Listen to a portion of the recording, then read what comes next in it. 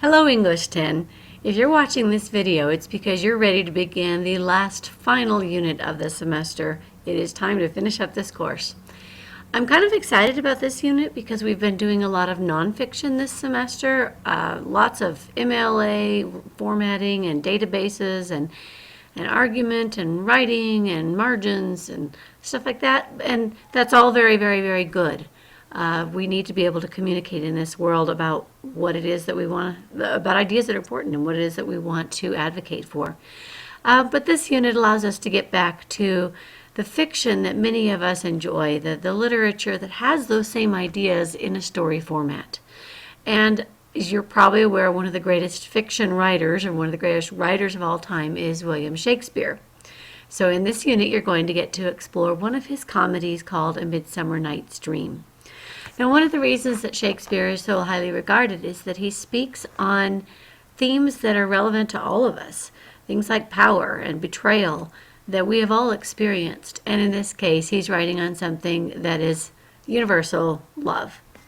So as you start, you're going to be looking at a 5-act play that is divided over 5 weeks. Seems logical to do that. And you'll get a chance to look at the language, look at the ideas, and think about how it affects your life or how it relates to what you have seen. If you're a soap opera fan, Shakespeare is your guy. So I just want to walk you through the first session of this unit and show you kind of how to get started with it. First, just a reminder that all Jeffco students that are full-time need to complete Acuity. If you haven't done so, please do so. I understand the technology is working now. Please get working on it. So you'll go to your welcome for this session.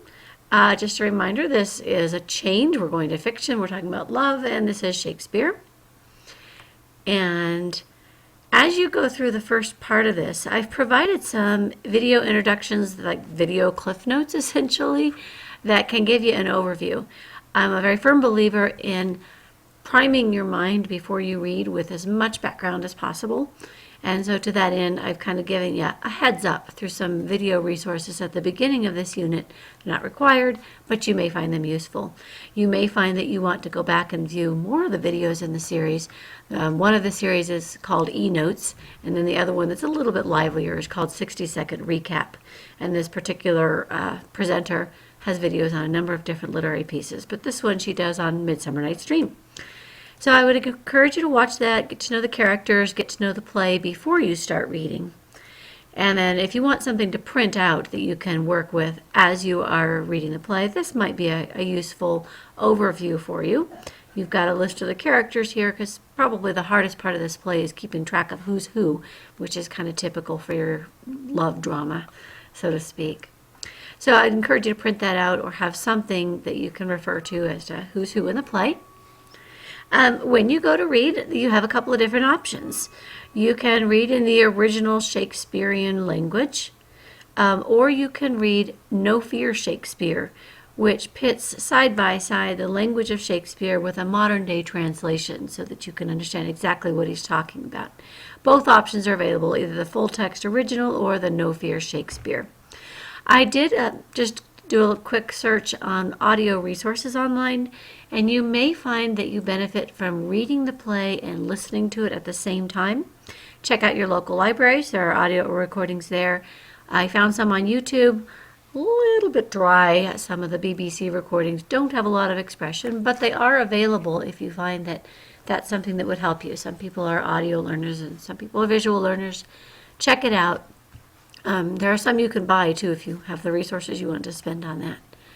But I encourage you to find a version that allows you to experience the play and really get it and not just struggle with what the words are. For each of the acts that you read, for each of the 5 acts, you're going to be completing a literary journal entry. And for each of the journal entries, there's going to be 5, you'll have an option of doing one of these choices here. You can do some quotations and notes on those quotations. You've probably done that before.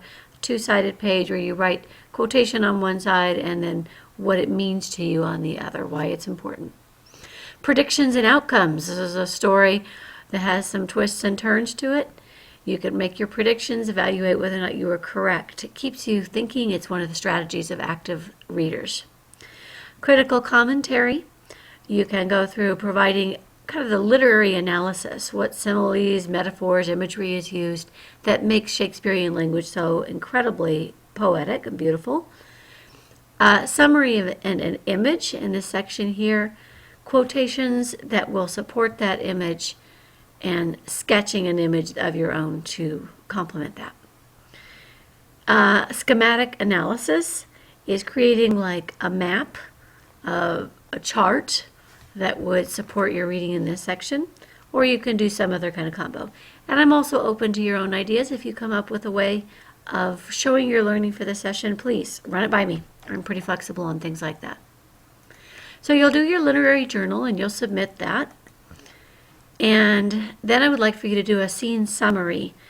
The most important things that happen in the scenes. So the first act has 2 scenes in it, and you'll write down a 5-sentence summary of each scene.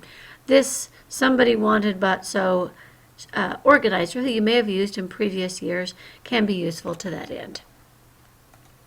And lastly, after you've turned that in, I would like for you to share your ideas, your responses to it. Something that relates to that act, in this case Act 1, that you're going to be reading, and show how it connects to real life. What does this remind you of? Where have you seen this before? Have you seen reflections of this in other, perhaps, novels you may have read, popular novels, or movies you have seen? What have you seen in your friends and TV shows and so forth? How is it that these ideas are so enduring? He writes 500, 400 years ago, but the ideas are still valid. So post your thoughts on that and respond to someone else's ideas for full credit on that discussion. And that wraps up the week. Basically, each week following that will be more or less the same. You're going to create a literary journal for each with a project at the end where you combine all of those. And then you're going to be doing a discussion board and a summary of those. So be in touch if you're confused on what's going on, if you have questions, or if you have ideas you want to run by me for projects, let me know. Enjoy this session and happy spring.